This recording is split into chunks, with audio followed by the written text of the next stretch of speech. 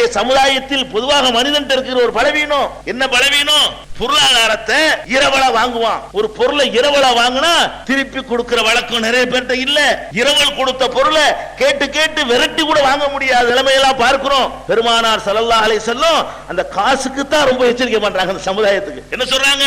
அல் ஆரியத்து முஅத்தாத்துன், முஸ்லிம்களே நீங்கள் வாங்கிய இரவல் பொருள்களை உரிய நேரத்தில் திருப்பி கொடுத்து விடுங்கள். இரவல் பொருள் உங்களுக்கு அவன் தந்தது இல்லை, நீங்கள் திருப்பி தருவதாக சொல்லித்தான் வாங்கி இருக்கிறீர்கள். அதனால் இரவலாக வாங்கிய பொருளை கண்டிப்பாக நீங்கள் திருப்பி கொடுத்து விட வேண்டும். பாருங்க எவ்வளவு அற்புதமான ஒரு பாத்தீங்களா? ஒரு ஆன்மீக தலைவர் வெறுமனே நீங்கள் திக்ர் செய்யுங்க பிக்ர் செய்யுங்க என்று சொல்லாம என்ன சொல்றான்னு பாருங்க.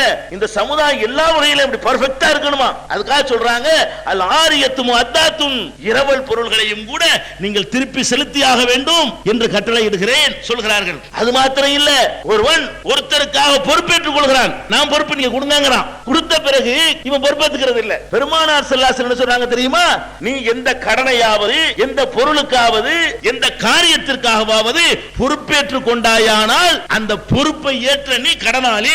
இவருக்கு 1000 ரூபாய் கொடுங்கன்னு சிபாரிசு பண்றோம், அவர் திருப்பி தரல, நான் கொடுக்கணும். கொடுக்கிறதா இருந்தா தான் சிபாரிசு பண்ணணும். அதனால நீங்கள் யாருக்காவது பொறுப்பேற்றுக் கொண்டீர்களேயானால், எந்த கடனுக்கோ பொருளுக்கோ வேறு எதற்கோ பொறுப்பேற்றுக் கொண்டீர்களேயானால், எவனெல்லாம் பொறுப்பேற்றுக் கொள்கிறானோ அவனெல்லாம் கடனாளி தான். கடன் வாங்கினவனுடைய நிலையில் வைத்து இறைவனால் விசாரிக்கப்படுவான் என்று பெருமானார் ஸல்லல்லாஹு அலைஹி வஸல்லம் சொல்கிறார்கள். அப்புறம் சொல்கிறார்கள், வாங்கி எல்லா கடன்களும் திருப்பி செலுத்தப்பட வேண்டும். கடன் வாங்குறோம், திருப்பி கொடுக்கிறோமா?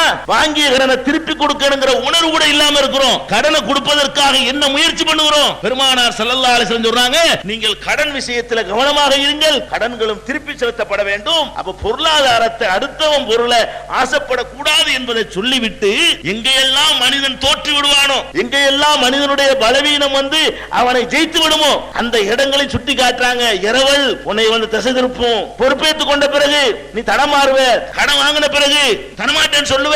இந்த மாதிரி இடங்கள்ல எல்லாம் கேர்ஃபுல்லா இருந்துக்க, கவனமா இருந்துக்க. இதெல்லாம் அடுத்தவன் பொருளை நீ திங்கிறதாக எடுத்துக்கொள்ளப்படும், ஜாக்கிரதையா இருந்துக்கன்னு சொல்லி பெருமானார் ஸல்லல்லாஹு அலைஹி வஸல்லம் அவர்கள் பிறருக்கு சொந்தமான பொருட்களை பயன்படுத்த அனுபவிக்க எடுத்துக்கொள்ள இவ்வளவு தடை விதித்தார்கள். இப்படி தடை விதித்தால் மோசடி செய்ய முடியுமாங்க? இதுக்கு அனுமதி இல்லையா? இரவல் வாங்கிட்டு யூஸ் பண்ண அனுமதி இல்லைன்னா, கடனை வாங்கிட்டு திருப்பி கொடுக்காம இருக்க அனுமதி இல்லைன்னா மோசடி செய்ய முடியுமா? ஏமாத்த முடியுமா? அடுத்தவன் சொத்தை என் பேர்ல எழுதிக்க முடியுமா? அதெல்லாம் இதுக்கு மேல பயங்கரமானது. இதையெல்லாம் ஒரு முஸ்லிம் செய்ய மாட்டார்கள், இந்த இடத்துல தோற்று போவார்கள் என்பதற்காக பெருமானார் ஸல்லல்லாஹு அலைஹி வஸல்லம் அவர்கள் இந்த இடத்தை எச்சரிக்கிறாங்க.